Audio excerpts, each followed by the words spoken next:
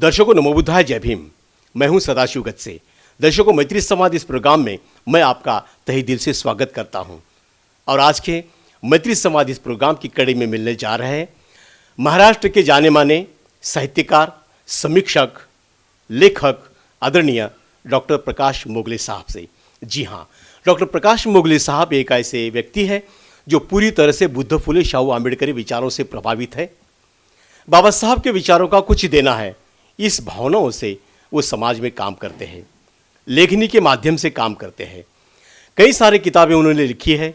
खास करके देखा जाए तो दंभस्फोट, धम्मद्रोही और कई सारे किताबों का समीक्षक उन्होंने किया है। और ख़ास करके आपको मैं बता दूं कि महाराष्ट्र के जो भी साहित्यकार हैं उनसे डरते ही इसलिए कि जहाँ पर गलत होता है, समाज के बारे में गलत दिखता है, वहाँ पर वो उंगली निर्देश करते हैं। तो ऐसे प्रकाश मोगले साहब से आज मिलते हैं मैत्री संवाद इस प्रोग्राम में। जय भीम साहब। सप्रेम जय भीम सर। सर, सबसे पहले लॉर्ड बुद्धा टी पर मैं मैत्री संवाद इस प्रोग्राम में आपका स्वागत करता हूं और आपके कार्य की सराहना करता हूं, जो लेखनी के माध्यम से आप बाबा साहब का विचार जन जन तक पहुंचाने का काम करते हैं। तो सबसे पहले हम आपका परिचय जानेंगे। सर, मेरा छोटा सा एक गांव है हिंगोली ज़िले में, औंढा तालुके में, शिरला बोल के। वहाँ पे 1962 में मेरा जन्म हुआ। बस 500 घरों की आबादी है वो गांव में और 20-22 घर बुद्ध के होंगे। तो वहाँ पे मैं बचपन मेरा गुजरा। बाद में मेरा पढ़ाई भी 1 से 4 तक गांव में हो गया और 5वीं से 7वीं तक मैं बाजू के 2 किलोमीटर दूर है गांव पुरजड़ बोल के, वहाँ पे मेरा हो गया। उसके बाद 8वीं से 10वीं तक मैं शिरड शाहपुर बोल के जिला परिषद का स्कूल है, उसी में मैं पढ़ा। मगर हमारे टीचर बहुत अच्छे थे जिला परिषद के भी, मगर उन्होंने हमको अच्छा साहित्य पढ़ने को दिया, अच्छी स्टोरी बोले और जो पुस्तक का जो लगाव है, पुस्तक की जो आवड़ है, उन्होंने हमारी इसमें बढ़ा दी, हमारी अभिरुचि उसमें बढ़ा दी। तो जब से 9th और 10th में मैं पढ़ रहा था, तब से मैं हाई स्कूल का जो हमारा ग्रंथालय था वो मैं पढ़ रहा था और उसमें कुछ समझ में आ रहा था, कुछ नहीं आ रहा था। मगर वो पढ़ने की जो चाहत है, आवड़ है, वो हमको 10वीं से हो गई थी। जी जी जी। सर, आप प्राध्यापक है, डॉक्टर है, तो ये प्राध्यापक बोलकर आपने किस महाविद्यालय में पढ़ाई का काम किया है? सर, मैं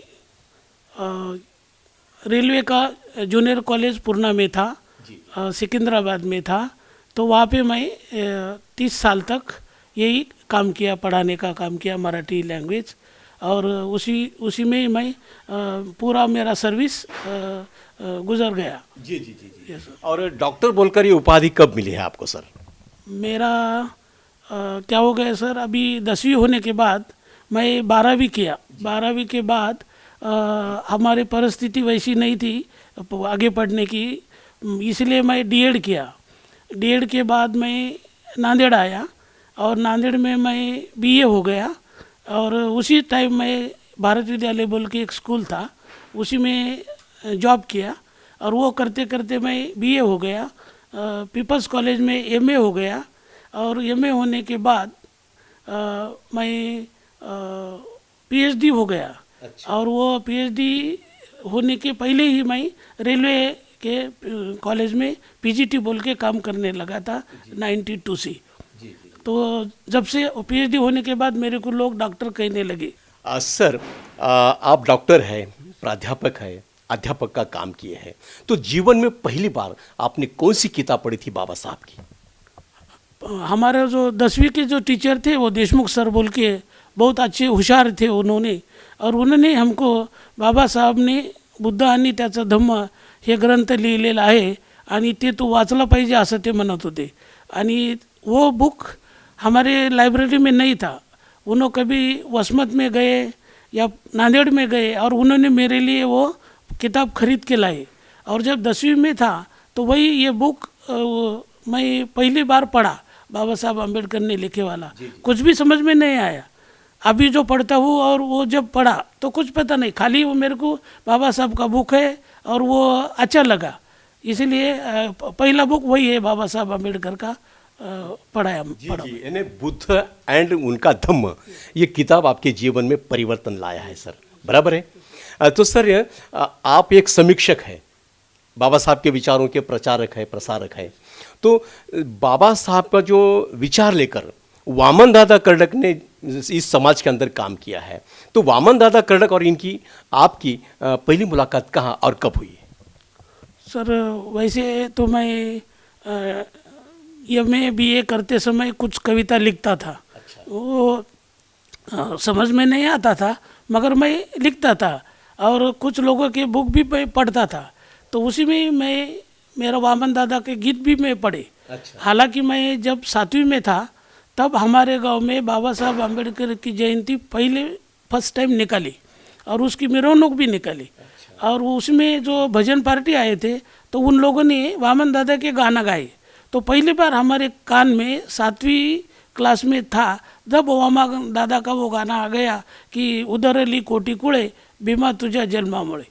तेव्हापासून माझ्या डोक्यात असं यायचं की हा माणूस कोण आहे की एवढ्या कमी शब्दामध्ये या माणसाने असं लिहिलेलं आहे।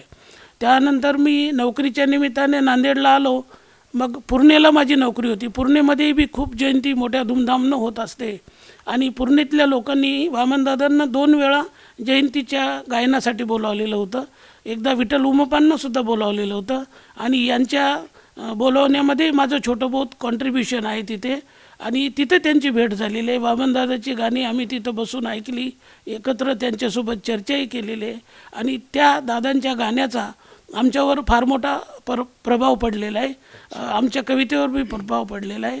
आणि 97 में जब मेरा पहला किताब आया दम्बस्फोट बोल के कविता का, तो वो बुक का इनाग्रेशन किसके हाथ से करना, ये जब हमारे दोस्त सोच रहे थे तब मैं बोला कि वामन दादा की सेवा किसी के हाथ से नहीं करेंगे, वामन दादा की सिवा हमारा बड़ा कोई महाकवि नहीं है। इसलिए वामन दादा के मुलाकात की और उनको हम इनविटेशन दिए कि भाई हमारे बुक का इनाग्रेशन करने के आओ, और दादा भी आए पूर्णा में और बहुत अच्छा फंक्शन हो गया, दादा खुश होकर गाए भी वहाँ पे। जी जी जी जी, बहुत अच्छी बात है कि वामन दादा कर्डक इनके हाथों से आपके दम्बस्फोट इस किताब का इनाग्रेशन हुआ, यानी प्रकाशन हुआ है। तो बहुत आप नसीबान हैं, नसीब तो बात मानते नहीं लेकिन बहुत योगा की बात है, तो बहुत अच्छी बात है। तो दम्बस्फोट में क्या है सर?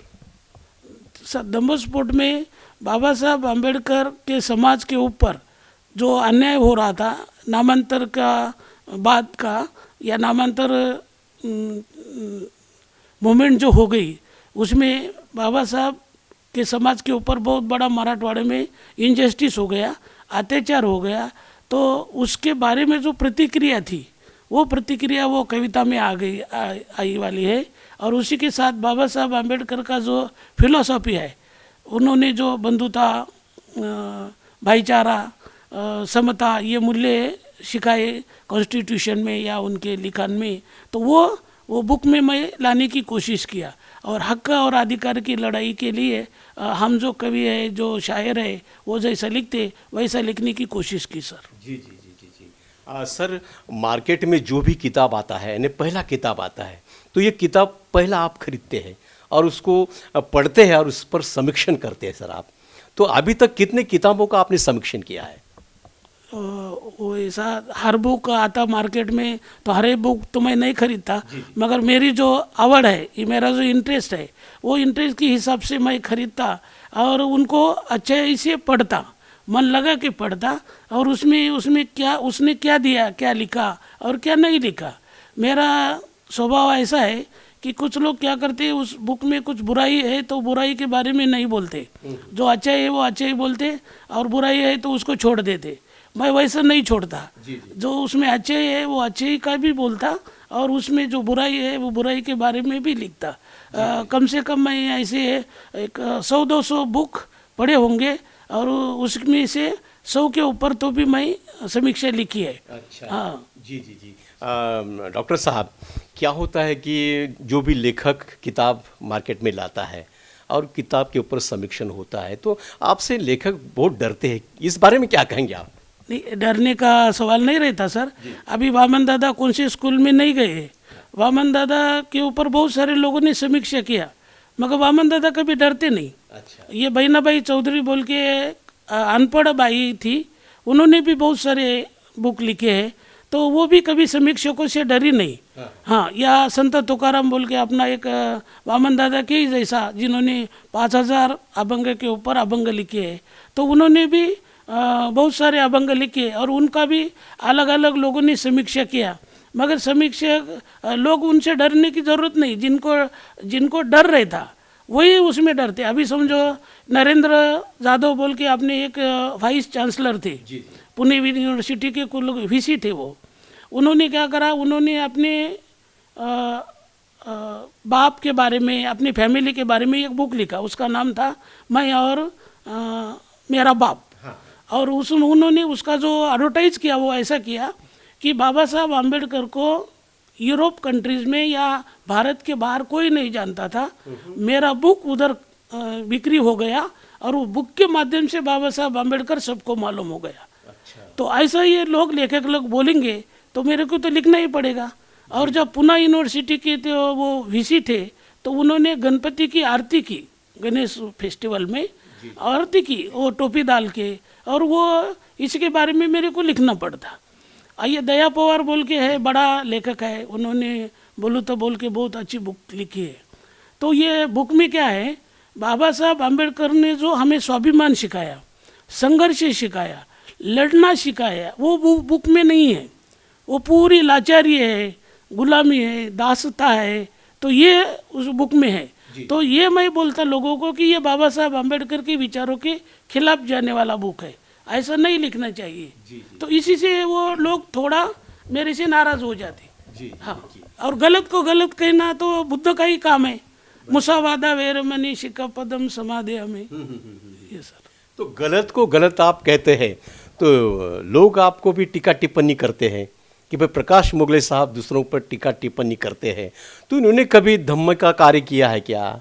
हाँ, धम्म के बारे में किसी बौद्ध भिक्षु को दान दिया है क्या, या किसी बौद्ध भिक्षु को कभी घर में लाकर उनको भोजन दान दिया है क्या? ऐसी टीका टिप्पणी होती है आप पर भी सर, इस बारे में क्या कहेंगे आप? मैं सभी टीका टिप्पणी करने वालों को धन्यवाद देता हूँ, क्योंकि वो टीका टिप्पणी होने से ही मैं आगे बढ़ सकता हूँ। जिसके ऊपर टीका टिप्पणी नहीं होगी वो आगे नहीं बढ़ सकता ना, इसीलिए टीका टिप्पणी की ज़रूरत ही है।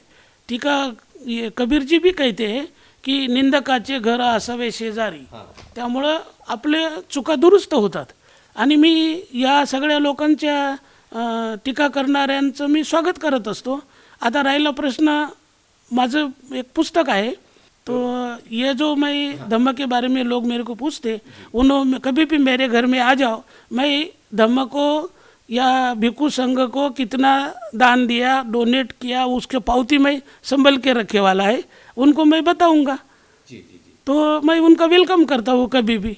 और रहा भोजन दान देने का, चिवर देने का, विनय प्रिय बंती जी नांदेड़ में बहुत अभ्यास हुआ है, वही एकमेव अच्छा बंती जी है जिसकी वंदन करने की मन में इच्छा होती है, और जो परिपूर्ण भिक्षु जैसा बर्ताव करते हैं, वो स्टडीड है। बाकी के लोग खाली वो दान मांगते घूमते रहते हैं, उनको धम्म के बारे में कुछ मालूम नहीं रहता। विनय प्रिय बंती जी नांदेड़ में और आसपास के मुल्क में ऐसा होशियार बंती जी है जो बुद्ध के बारे में हमको अच्छे से अच्छा कुछ बातें कहते, कुछ तत्व फिलोसफी बोलते, और उनको मैंने घर में लाके उनको चिवरदान किया है। वो जो मेरे को पूछने वाले लोग हैं, उन बंती जी को फ़ोन करके भी पूछ सकते हैं। जी। मुगले साहब, अभी आपने जो लोगों की जो प्रतिक्रिया थी वो आप तक पहुंचाना मेरा काम था, लेकिन दंभस्फोट के बाद में एक आपकी किताब बहुत चर्चे में रही थी जिसका नाम था धम्मद्रोही। इस बारे में, धम्मद्रोही इस किताब के बारे में बहुत लोगों में चर्चा हुई थी सर। तो इस धम्मद्रोही किताब के बारे में कैसा आपने लिखा इस किताब को? वो धम्मद्रोही भी क्या है सर, वो स्टोरी बुक है, और स्टोरी बुक उसमें कल्पनाओं का भी साम्राज्य रहता, मगर जो लोगों को क्या लगता कि जो मैं स्टोरी लिखी वो सही है, और वो लोगों का मन है, मेरा नहीं है। मैं तो बोलता ये स्टोरी बुक है, और स्टोरी बुक बोले तो वो उसमें कल्पना रहती, आइडिया रहती, वो सत्य नहीं ढूंढना उसमें, मगर लोग उसमें सत्य ढूंढते और बोलते कि ये इसके बारे में लिखा है, वो उसके बारे में लिखा है।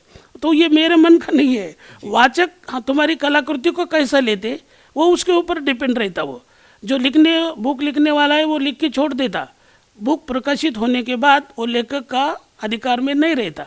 वो जो वाचक पढ़ते रहते हैं, अभी अजिंठा वेरूळ है, जिन कलाकार लोगों ने बनाई है, तो उन लोगों को हम जाके देखते तो उन लोगों का जो आइडिया था वो बनाने का, वही हम सोचेंगे ऐसा नहीं है। कुछ लोगों को वो आपे पत्थर दिखाई देंगे, कुछ लोगों को अच्छी कला दिखाई देंगे, और कुछ लोगों को बुद्ध तत्वज्ञान दिखाई देंगे। वैसा ही धम्मद्रोही में होता कि बाबा साहब अम्बेडकर ने जो हमें धम्म दिया था, वो धम्म जाति अंत करने वाला था, गरीबी के खिलाफ लड़ने वाला था, बुराई के खिलाफ लड़ने वाला था। ये धम्म बाबा साहब अम्बेडकर ने हमको दिया था। वो विपश्यना करने के लिए नहीं दिया था, वो ध्यान धारणा करने के लिए नहीं दिया था, वो कर्मकांड करने के लिए नहीं दिया था। हम क्या करते, कर्मकांड में लिप्त रहते, और वो बाबा साहब अम्बेडकर का जो सपना था वो सपना पूरा करने में हम नाकामयाब हो जाते।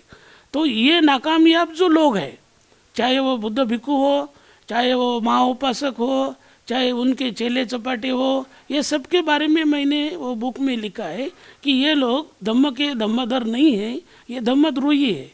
और ये खाली पैसा लोगों से दान मांगते और अपनी जेब भरते, अपना गला भरते, बाकी दूसरा धम्म के बारे में कुछ नहीं जानते। अभी एक भी भिक्खु मेरे को आप बताओ, या आपके जो पक्षधर लोग हैं वो बताओ कि जो भिक्खु ऐसा बोल सकता कि बुद्ध फिलोसॉफी में और मुस्लिम फिलोसॉफी में ये डिस्टेंस है, बुद्ध फिलोसॉफी में और हिंदू फिलोसॉफी में ये साम्य स्थल है, और सिख फिलोसॉफी में और बुद्ध फिलोसॉफी में ये अंतर है। तो ऐसा एक भी नहीं करता, उन्हें पढ़ते ही नहीं, ये बुद्ध धम्म का ही नहीं पढ़ते। उन लोगों को पता ही नहीं रहता कि डी कोशंबी, राहुल सांकृत्यायन, ये बड़े बड़े लोगों ने बुक लिखे हैं, भदंत आनंद कौशल्यायन, इन लोगों तो लिखने का छोड़ दो, वो पढ़ते तक नहीं है, और खाली अपना वो ट्रिप निकालते, सहल निकालते, उसमें पैसे जमा करते। उनको पूछे राहुल सांकृत्यायन ने बुद्ध संस्कृति के बारे में क्या लिखा, तो नहीं मालूम हो रहता उनको। डी कोशंबी ने बुद्ध का चरित्र लिखा, वो भी उनको पता नहीं रहता। संघ के बारे में लिखा, वो भी पता नहीं रहता। तो ये जो ऐसे अर्धवट भिक्खु है जो कमाने के लिए चिवर ओढ़ के बैठे हैं, उन लोगों के बारे में वो मैं बुक में लिखा है। जी जी जी। धम्मद्रोही इस किताब के बारे में लोगों ने बहुत सारे सवाल उठाए थे, और ऐसा हमने सुना है कि इस किताब को लेकर आपके घर तक ये लोग आए थे, तो इनके लिए क्या कहेंगे आप? वो अच्छा किस्सा कैसा हो गया सर, वो मेरा बुक छपने के बाद वो 4-5 लोग उसका जो मेन कैरेक्टर है महाउपासक बोल के, तो उसके रिलेटिव थे, वो गाड़ी लेके आ गए, और मैं ऐसा घर में बैठा था, तो वो सीधे अंदर आ गए। मैं बोला बैठो भाई, जय भीम किया उनको, और बैठो बोला। तो वो बोले हम बैठने को नहीं आते, हम आपको जवाब पूछने आए हैं। मैं बोला ठीक है पूछ लो, खड़े खड़े रहे तो खड़े पूछ लो।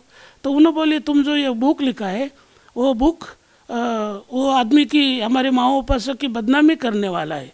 अब इसमें एक भालेराव बोल के थे, होशियार आदमी था ग्रामीण बैंक में, तो मैं उसको अच्छे जानता था, बाकी के जो टपोरे बच्चे थे उनको मैं नहीं जानता था।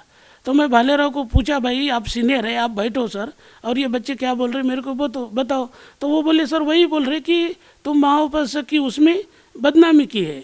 मैं बोला सर मेरा बुक का जो नाम था, जब वो दंत कथा बोल के छपी थी पहली बार किताब, उसका नाम धम्मद्रोही का जो नाम था पहले दंत कथा बोल के छपी थी, और वही उनके हाथ में थी उसकी जेरॉक्स। तो मैं बोला भालेराव सर इन लोगों को तो कुछ पता नहीं है दंत कथा का, आप बताओ मेरे को दंत कथा का मतलब क्या होता है।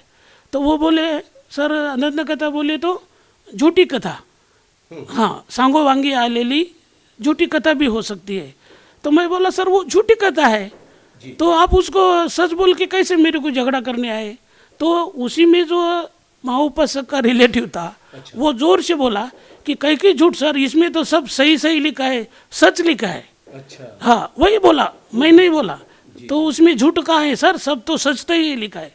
तो मैं भी फिर भालेराव को बोला कि सर मैं सच नहीं बोलता, मैं बोल रहा ये काल्पनिक कथा है, झूठ है, और तुम जो लोगों को लेके आए वो बोल रहे उसमें सही है, तो फिर जूता कौन किसको मारना? मैं उठा के आपको जूता मारना कि तुम ऐसे झूठे लोगों का साथ दे रहे बोल के, तो तुम मेरे को पूछने को आए। तो भालेराव साहब होशियार थे, उन्होंने सब लोगों को बाहर किया और वो चले गए। जी जी जी। ये सर। सर अभी यहाँ पे दंत कथा की बात निकली और बुद्ध के ज़माने में यानी बुद्ध की फिलॉसफी में एक जातक कथा नाम की कथा है, तो दंत कथा और जातक कथा इस दोनों में क्या फ़र्क है? सर बुद्ध ने जो लोगों को उपदेश करते थे ना, तो उपदेश लोगों को समझना या उसमें उसमें रुचि रहना बोल के ऐसी स्टोरी से वो समझाते थे।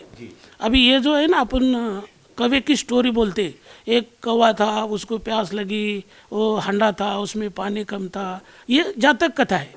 हाँ, और उसमें से उन्होंने देखा कि तुम निराश होने की ज़रूरत नहीं, बुद्ध बोलते हैं तुम ट्राई करते रहना, और छोटा पानी भी ऊपर आ सकता है जब तुम खड़ा खड़ा उसमें डाल देंगे तो ये ऐसी बुद्ध उसमें फिलोसफी बोलते थे। लास्ट में हर स्टोरी के पीछे एक उनका सुविचार रहता था, फिलोसफी रहती थी। ये जातक कथा का। दंत कथा में ऐसी फिलोसफी नहीं रहती। दंत कथा बोले तो खोटी कथा, ऐसी जैसे छोटे बच्चों को समझाने को अपन बोलते ना, वो परियों की कथा, भूत प्रेत की कथा, यक्ष किन्नर की कथा, तो ये ऐसी कथा रहती और वो झूठी रहती। उसमें मैं भी वही किया था कि भाई उसमें वो झूठी कथा है, मैं मेरे मन से लिखा कि ये माँ उपासक ऐसा गलत बर्ताव करता, ये भिक्खू ऐसा गलत बर्ताव करता, तो मेरे ख्याल से ऐसा इन लोगों ने बोलना था कि भाई हम ऐसा नहीं करते, तो वही लोग बोल रहे कि नहीं ऐसा हमारे लोग करते, तो इसलिए उनके पैर उनके गले में अटक गए। सर जी जी जी जी। सर बाबा साहब ने बुद्ध धम्म देकर 67 साल गुजर गए हैं, लेकिन 67 साल के बाद भी बौद्ध है या नहीं है, इस बारे में क्या कहेंगे आप? क्यों तो अभी भी पुराने रीति रिवाज कुछ लोगों ने छोड़े नहीं है, इस बारे में क्या कहेंगे? नहीं, उसमें बाबा साहब ने जो बुद्ध दिया वो सही आप बोले। सर आपका क्वेश्चन बहुत अच्छा है, क्योंकि हम अभी बुद्ध नहीं हुए, बुद्ध होने की प्रोसेस शुरू है। क्योंकि जब तक हमारी महार मेंटेलिटी जो है वो त्याग नहीं देते, तब तक हम बुद्ध नहीं होते। तुम किसी भी पुलिस थाने में जाओ, वहाँ पे जो स्टेशन डायरी रहती उसमें नाम देखो झगड़ालू लोगों के, वो कांबड़े झुंधड़े वाघमारे ऐसे ही रहते। वो क्यों रहते? तो ये इनकी मार मेंटेलिटी नहीं गई, छोटे छोटे कारण से झगड़ा करते।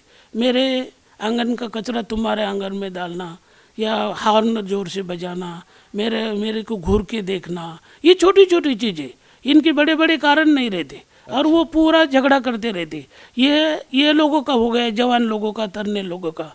बूढ़े लोग जो रहते, जो रिटायर हुए वाले हैं, वो सब अपना अपना शाम हो गई तो दारू पी के बैठ जाते, पोता पोती के सामने, बेटा बेटी के सामने उनका डेली कार्यक्रम रहता, वो दारू पी के बैठते। तो छोटे बच्चे के ऊपर असर ये नहीं होता बुद्ध धर्म का कि हम भाई दारू नहीं पीना, ये गलत है, तो ये भी उसमें बढ़ जाते हैं, और ये लोग ऐसा बुद्ध से दूर दूर हो जाते।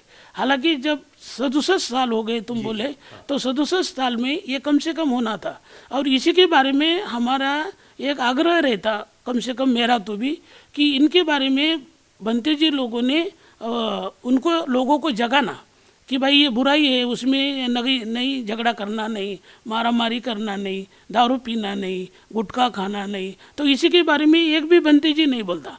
वो खाली जो स्पॉन्सर करते उनका कार्यक्रम या उनको बुलाते, वो चाहे गुटखे वाला हो या दारू अड्डे वाला हो, उसके कार्यक्रम बुझाते और उसको धम्म मित्र बोल के पदवी भी दे देते।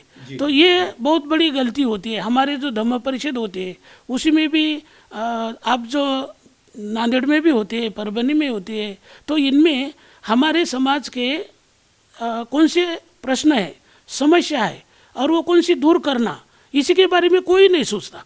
वो खाली वंदना करते, धम्म देशना देते, क्या बोलते, मंत्र मढ़ते, वो जो सुनाई आने लोगों को पता ही नहीं चलता। उसमें जो तुम गाथा पढ़ रहे हैं वो गाथा कम से कम मराठी में तो बोलो, पंचशील तो मराठी में बोलो, लोगों को उसका मीनिंग समझाओ। तो ये भी लोग नहीं करते। इसलिए जो बुद्ध के तरफ हम बढ़ना चाहिए था, पहली दूसरी चौथी पाँचवीं तक, ये भी हमारा कदम अभी तक बालवाड़ी के आगे भी नहीं गया 67 साल में।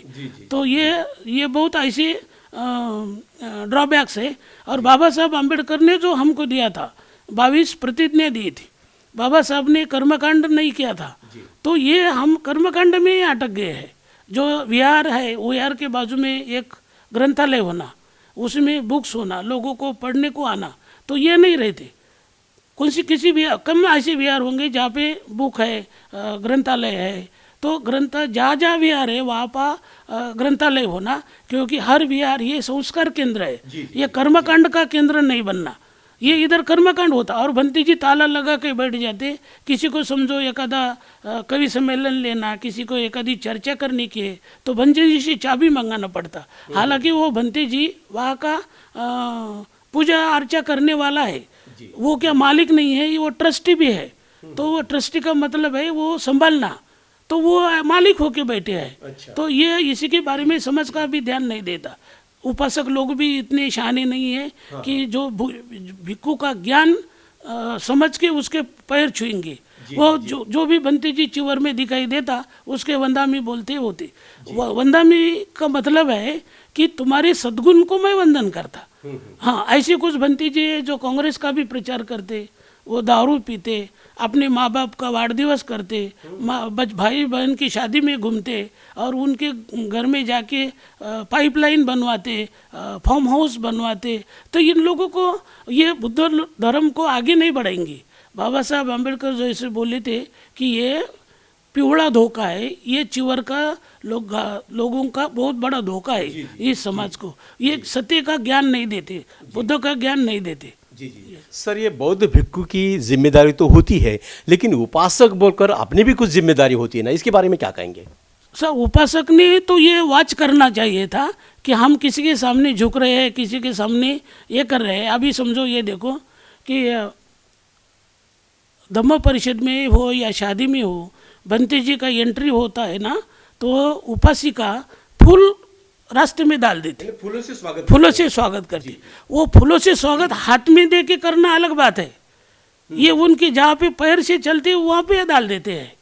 तो ये अत्तर, गुलाब ऐसे जो सुशोभित वस्तु है उससे भंती जी ने दूर रहना, उनके लिए ये नियम है, क्योंकि उसमें उसका ठाट बाट नहीं होना। तो इसलिए उन्होंने उनसे दूर रहना। उच्चा सेना वेरमणी, भंतेजींना उच्च शयनाची गरज नाही, त्यांनी बी शतरंजीवर बसू शकते। जेव्हा म्हातारी 100 वर्षाची माणसं शतरंजीवर बसून त्यांचं ऐकतात, तेव्हा भंतेजींनी सुद्धा शतरंजीवर बसायला पाहिजे। पण इथे भंतेजीला उपासकच उच्च शयन करून देतो आणि आपणच त्याच्या पायाशी बसतो। हे उपासक पहिल्यांदा जागृत झाले पाहिजे आणि हे उपासक बुद्धाच्या मार्गाने आणि बाबासाहेबाच्या दृष्टिकोनातून शहाणे झाले पाहिजे। हां, बाबासाहेब आंबेडकरांनी पहिल्यांदा तर गोंधळ याच्यामध्ये खूप आहे सर, की आम्हाला बाबासाहेबांनी बुद्ध धर्म का दिला, याच्यातच गोंधळ आहे। इतके वर्ष झाले तरी आम्हाला त्या प्रश्नाचं नेमकं उत्तर देता आलेलं नाही। आणि एका उपासकाने दुसऱ्या उपासकाला धम्मदीक्षा द्यावी, हे बाबासाहेबांनी जे लोकांना समजून सांगितलेलं आहे, याचा अर्थ काय? याचा अर्थ आहे की भंतेजींना एवढं महत्त्व तुम्ही देऊ नका, कारण भिक्खू संघ हा बुद्धाचा जो संघ आहे, हा भिक्खुनी, उपासक आणि उपासिका हे 4 लोक मिळून झालेला आहे। आपल्याला असं सांगितलं जातं की भिक्खू संघच हा प्रमुख आहे। बुद्धाने जो धम्म आणि संघ दिला, हा संघ या 4 गटांना मिळून आहे आणि या 4 गटांनी जागृत होऊन बुद्धाचं विचार पुढे नेला पाहिजे आणि बाबासाहेबांचं स्वप्न साकार केलं पाहिजे। तसं होत नाही आहे आणि याचं कारण म्हणजे उपासक स्वतःला इथे कमी समजतो आणि मग भंतेजीच्या पाया पडतो आणि त्या भंतेजीला अभ्यास करणं, वाचन करणं असं त्याचे विसरून जातो तो। आणि मग तो कुठल्या तरी राजकीय लोकांना विहारात बोलवतो, त्याच्याकडून दान घेतो आणि पौर्णिमेला वगैरे त्याचा सत्कार करतो। ते राजकीय लोकांना वाटते की आपल्या पाठीमागं एवढा समाज झालेला आहे, आपलं मतदान पक्क झालं म्हणून तो त्यांना काहीतरी देणगी जाहीर करतो। हे गलत आहे। विहारामध्ये तुम्ही बुद्ध विचार सांगत असताना बुद्ध त्याच्याकडे जाऊन तुम्ही बुद्ध विचार आणि बुद्ध विचाराची माणसं जोडली पाहिजे। हां, कारण ते बुद्ध विचाराची माणसं जोडल्याशिवाय तुम्हाला बुद्ध धर्म पुढे जाता येणार नाही। ही माणसं येतात, तुम्हाला दान देतात आणि पुन्हा बुद्धाच्या विरोधी कारवाया करतात। बाबासाहेबांच्या विरोधी कारवाया करतात. तर हे कुठंतरी थांबलं पाहिजे. जी जी जी Yes. जी बाबा साहब के विरोध में कुछ कार्रवाई करते लोग, ऐसा आपने भी कहा है. बाबा साहब ने शिक्षा के लिए पी सोसाइटी का निर्माण किया था, लेकिन कुछ दिन पहले अगर पीछे देखा जाए तो एक औरंगाबाद यानी अभी का संभाजी नगर, यहाँ पे बहुत बड़ा मोर्चा निकला था सर. इस बारे में क्या कहेंगे आप? सो बाबा साहब ने जो काम किया है वो बहुत बड़ा काम था. हम अभी समझो आप ही सोसाइटी के बारे में बोले तो बाबा साहब का ऐसा सपना था वो सोसाइटी स्थापन करते समय कि ये सोसाइटी में जो लोग पढ़ेंगे पढ़ाएंगे उन लोगों ने समाज का हर क्षेत्र का नेतृत्व करना, लीडरशिप करना. खाली वो स्कूल का शैक्षणिक का नहीं है, वो पॉलिटिक्स का करना, अर्थशास्त्र का करना, एजुकेशन का करना और धम्म का भी नेतृत्व इन लोगों ने करना. इसलिए उन्होंने वो सोसाइटी बनाई थी. मगर आगे चलकर क्या हो गया, बाबा साहब आम्बेडकर इतने बड़े महान थे कि उन्होंने कौन सी भी लोगों के हाथ में ये सोसाइटी दे दी. अब उन्होंने जब जिंदा थे तब कुछ अच्छे लोग होंगे भी, मगर ये सोसाइटी का एक रूल ऐसा है कि जो जिंदा मेंबर है उन लोगों ने नए मेंबर लेना और 11 लोगों की सोसाइटी बरकरार रखना. तो इसमें क्या हो गया कि कुछ ऐसे स्वार्थी लोग उसमें घुस गए. उन लोगों ने क्या किया कि वो सोसाइटी फुलफिल नहीं होने दिया. समझो 2-4 लोग हैं, 4-5 बच्चे हैं जिंदा, तो उन लोगों ने 4-5 से ये संस्था का कारोबार चलाया. यो इसलिए चलाया कि 11 लोग बनेंगे तो 11 लोग हमको क्वेश्चन करेंगे, हमको पैसा खाने नहीं देंगे, हमारा स्वार्थ पूरा नहीं करने देंगे. इसलिए इन लोगों ने ये सोसाइटी के मेंबर फुलफिल नहीं करे. अभी 2011 से तो खाली 3 सोसाइटी के मेंबर थे. ये रंगाराजन बोल के बेंगलोर का था, माशम मौर्य बोल के एक दिल्ली के थे और एसपी गायकवाड़ बोल के नांदेड़ के थे. अभी वो एक का 11 में निधन हो गया, दूसरे का 17 में निधन हो गया. अभी पी सोसाइटी के बहुत सारे कॉलेजेस है, बहुत सारे इंजीनियरिंग कॉलेजेस है, हाई स्कूल्स है. इन सभी का कारोबार एक ही आदमी देखता, वो डॉक्टर एसपी गायकवाड़ बोल के नांदेड़ वाला. अब एक ही आदमी की सोसाइटी नहीं बन सकती ना. वो ठहराव कैसा लेगा, वो उसमें वोटिंग कैसा करेगा, उसके लिए कोरम की तो ज़रूरत होगी ना कुछ. तो अकेला आदमी तो नहीं चला सकता. तो अकेला आदमी चला रहा. और ये अकेले आदमी ने लास्ट 2-3 महीने पहले औरंगाबाद के या आसपास के जो संघ के विचार के लोग हैं उन 5 लोगों को उन्होंने सोसाइटी में मेंबर बोल के ले लिया था. और ऐसा उन्होंने लेटर भी उनको दिया था और उसका न्यूज़ भी पेपर में आया था. बाद में उन्होंने खंडन किया कि हम ऐसा नहीं किए, मगर कोई भी पेपर वाला ऐसी बातमी झूठी बातमी नहीं लगा लेता. अगर उनको पेपर वाले ने झूठी बातमी दी समझो तो उन लोगों के ऊपर इन्होंने दावा दाखिल करना था, कोर्ट में केस दाखिल करना था. ऐसा नहीं किया, इसलिए उन्होंने वो 5 लोगों का नाम दिया. ये सिद्ध होता है.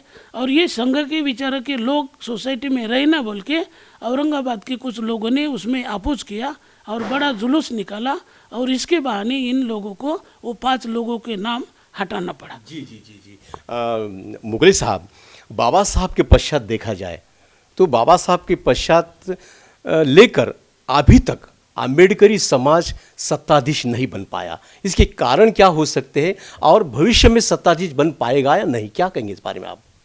सब उसमें पॉलिटिक्स के बारे में मैं तो ज़्यादा नहीं जानता. मैं लिटरेचर के बारे का आदमी हूँ, फिर भी मेरा कुछ स्टडी है इसमें.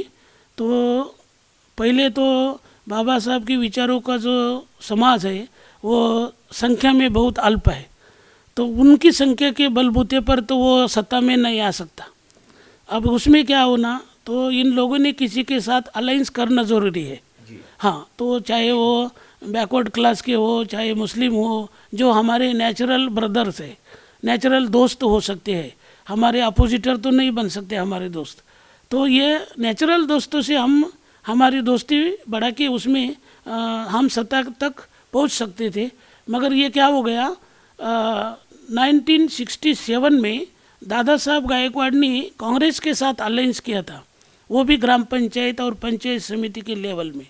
तो उसी में जब से हमारा लोगों जो बाबा साहब को मानने वाले, बुद्ध को मानने लोग हैं, वो कांग्रेस के ही काम करते रहते हैं। अब उनको लगता है अभी भी वो वोटिंग उनका अलायंस है ऐसा।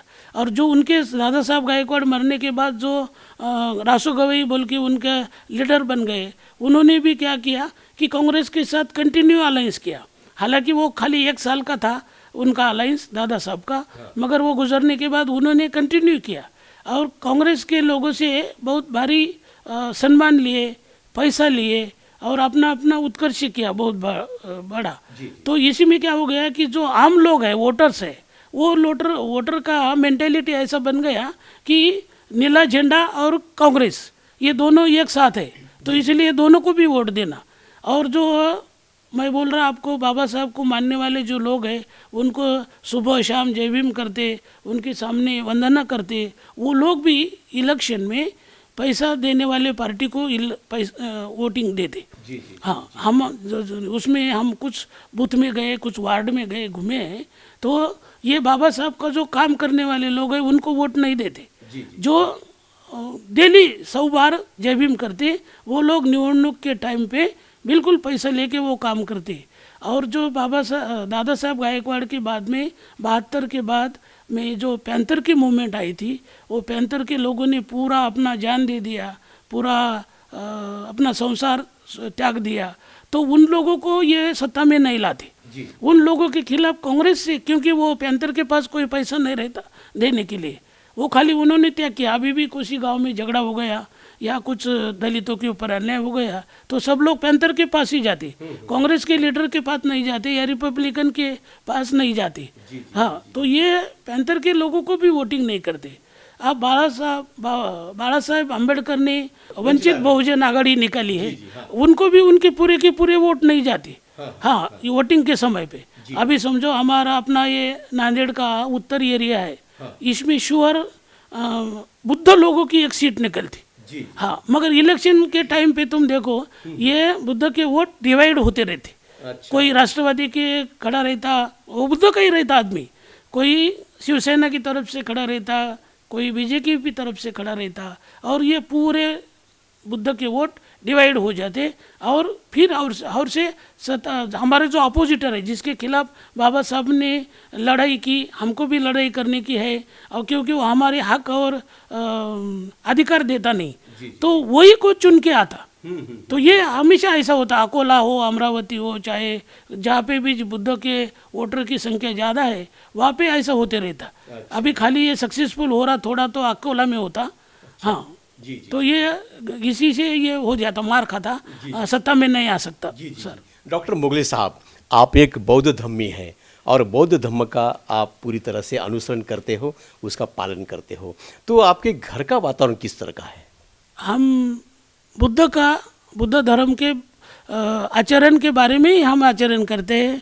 हमारे घर में कोई सिगरेट नहीं पीता, दारू नहीं पीता, गुटखा नहीं खाता, बीड़ी नहीं पीता। हम जितना हो सके उतना बुद्ध के फिलॉसफी के ऊपर चलने की कोशिश करते, और उनका विजन, बाबा साहब अम्बेडकर ने जो हमको विजन बताया, वो विजन के मुताबिक हमारा सभी बच्चों का हमारा आचरण है, और हम ऐसे ही चलते। जी सर, अभी देश के अंदर चर्चा हो रही कि संविधान बदला जाएगा, एक समीक्षक बोलकर आप क्या कहेंगे इस बारे में? जो सत्ता में आएंगे सर, वो संविधान में ही ऐसी ये उसमें कलम है कि संविधान बदल सकते हैं, वो उसमें कुछ कलम जोड़ सकते हैं, कुछ कम कर सकते हैं। ये बदलने का सत्ताधारी पार्टी को बहुमत से या पार्लियामेंट को पूरा अधिकार है, मगर उसमें जो बेसिक फ्रेम है, जिसको हम बेस बोलते हैं संविधान का, वो अभी तक तो किसी को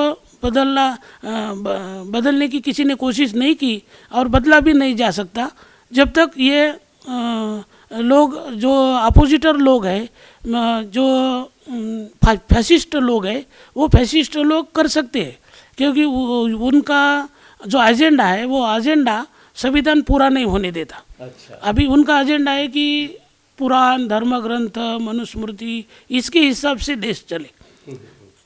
अभी वो कुलगुरु इसमें वो क्या करते, पूरा ज्योतिष शास्त्र या खगोल शास्त्र के इसमें वो ऐसे लटका देते और लोगों के मन में ऐसा कर्मकांड इसकी भावना बढ़ा देते।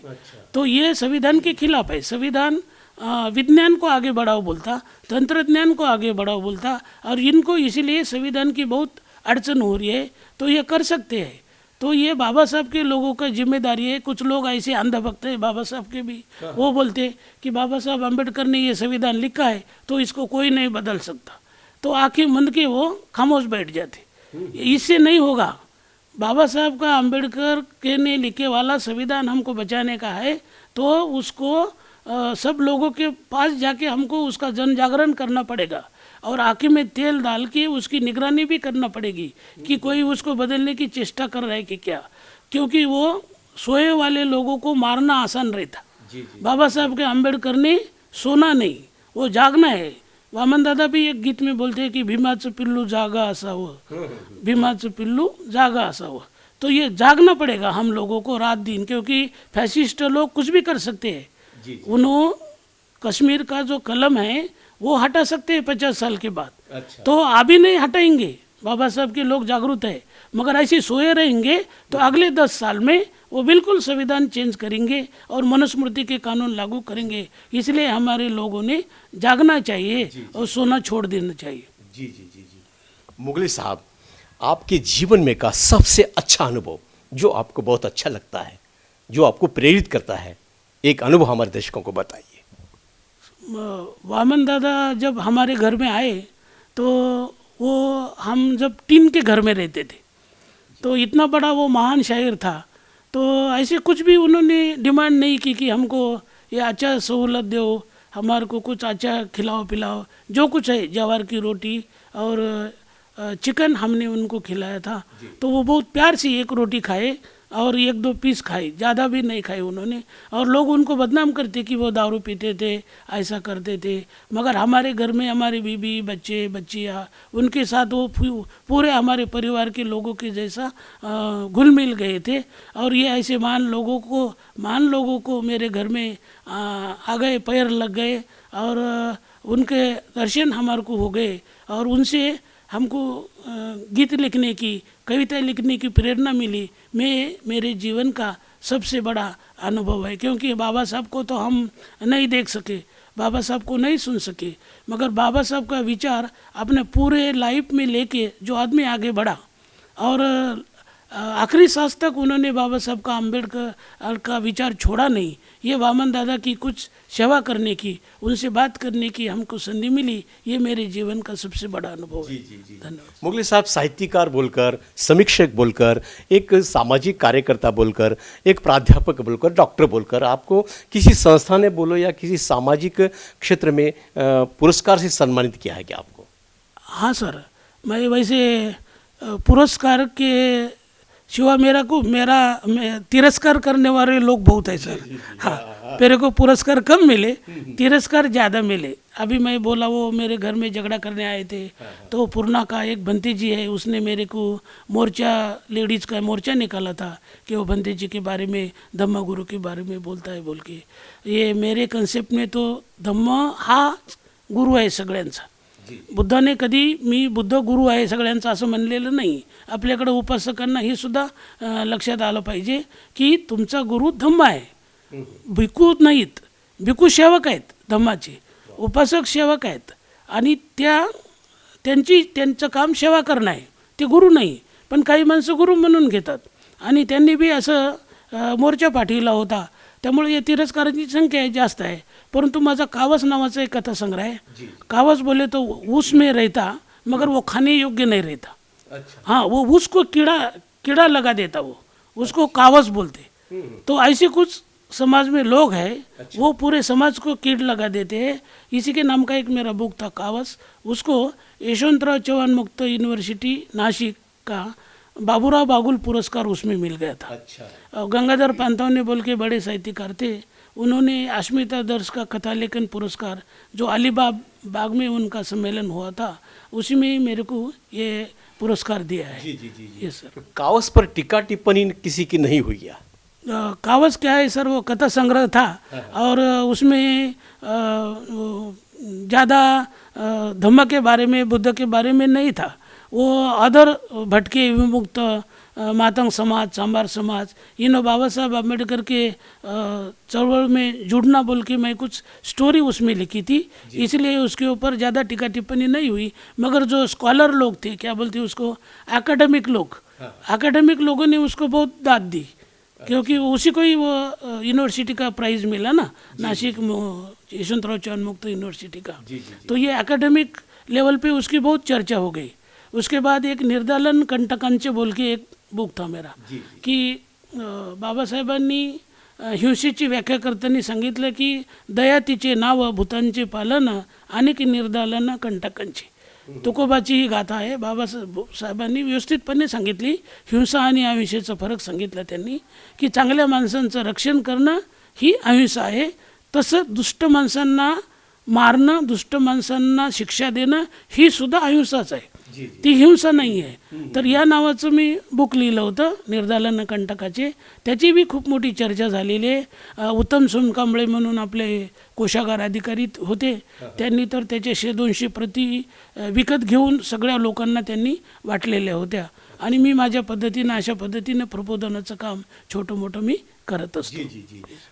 डॉक्टर मुगले साहब, समय की पाबंदी है, तो जाते जाते मेरा आखिरी सवाल आपसे ये रहेगा कि लॉर्ड बुद्धा टीवी के माध्यम से पूरा देश अभी आपको देख रहा है, आपकी बातें सुन रहा है, तो घर में बैठे हुए लोगों के लिए आप क्या पैगाम दोगे या क्या संदेश देना चाहोगे आज? मैं इतना ही कहूँगा कि बाबा साहब अम्बेडकर की विजन से बुद्ध को देखो। अपन को तिबेट का बुद्ध नहीं होना, जापान का नहीं होना, श्रीलंका का नहीं होना, क्योंकि उसमें कुछ कर्मकांड बहुत है ऐसे। ये हमारे को बाबा साहब ने बुद्ध दिया, तो बाबा साहब की दृष्टि से हम बुद्ध को देखना चाहिए और बाबा साहब की दृष्टि से बुद्ध को परखना चाहिए। और बाबा साहब ने जो बुद्ध हमको दिया, वो चलने वाला, घूमने वाला, लोगों में मिलने वाला, लोगों का दुख दर्द देखने वाला, ना कि आँख बंद करके बैठने वाला। बाबा साहब जहाँ भी जाते थे तो उन्होंने देहू रोड पुणे में जब धम्म स्वीकार नहीं किया था, तो उन्होंने वहाँ पे एक बुद्ध मूर्ति का अनावरण किया था। वो बुद्ध मूर्ति उन्होंने बर्मा देश से लाई थी। और वो आँखें खुली हुई थी और वो ऐसा चारिका करने वाला बुद्ध था। और ये मैं सभी लोगों से अनुरोध करता हूँ कि आप भी लोग जो भी बुद्ध गया में गए होंगे या जाए, और उन्होंने वहाँ पे देखना कि बुद्ध गया का जो बुद्ध मूर्ति है मेन टेम्पल की, वो आँखें खुली वाली है। अच्छा। तो आँखें खुले वाले बुद्ध को आँख बंद करने वाला बुद्ध कौन बनाया, इसके पीछे का षड्यंत्र हम देखना चाहिए। क्योंकि आँखें बंद रखना बोले तो हम दुख दर्द के ऊपर देखना नहीं, बुराई के ऊपर देखना नहीं, किसी को दारू पीने दो, किसी को दारू निकालने दो, दारू बेचने दो, इसके बारे में कुछ देखना नहीं। अच्छा। तो इसमें झंझट में नहीं जाना और शांति से रहना। ऐसी शांति नहीं बने रहती। शांति के लिए अशांति दूत बुद्ध को बनना पड़ता। और वो अशांति दूत बुद्ध आँखें खुले वाला वहाँ पे अपन को दिखाई देता है। तो ये आँखें खुले वाला बुद्ध सब लोगों ने देखना चाहिए और उसी के बारे में सोचना चाहिए। और बाबा साहब का सपना जो अभी भी अधूरा है कि उनको पूरा भारत बुद्धमय करने का था। और बुद्धमय करने का था बोले तो सबको विपश्यना के शिविर में लेके जाना नहीं था या ध्यान धारणा करने के लिए नहीं लेके जाना था। उसमें जो समता, स्वातंत्र्य, बंधुता, ये मूल्य से जीने वाला आदमी, जीने वाला समाज उनको बनाना था।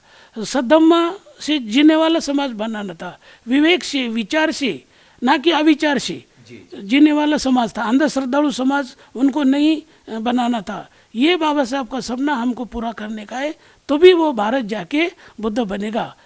धन्यवाद सर। जी। तो दर्शकों, ये थे प्राध्यापक डॉक्टर प्रकाश जी मोगले, जो महाराष्ट्र के नांदेड़ शहर से आते हैं। समीक्षक है, साहित्यकार है, धम्मस्फोट, धम्मद्रोही और ऐसा किताबों का उनका बहुत बड़ा सफ़र है। और अभी लॉर्ड बुद्धा टी पर उन्होंने जो बातें रखी है वो बातें बहुत ही समाज के हितकारक है। उन्होंने बताए हुए जो बातें हैं वो आप ध्यान में लें और आने वाले समय में डॉक्टर प्रकाश मोगले साहब के माध्यम से ऐसा ही बुद्ध फुले शाहू आम्बेडकरी विचारों का कार्य हो और ये कार्य करने के लिए डॉक्टर प्रकाश मोगले साहब को ज़्यादा उम्र लग जाए, ऐसे उनके प्रति मंगल कामना जताते हुए और समय को देखते हुए मैं मेरी बातों को यहाँ पर विराम देता हूँ। फिर मिलते हैं मैत्री संवाद इस प्रोग्राम में किसी नए व्यक्ति के साथ। तब तक के लिए नमो बुद्धाय, जय भीम।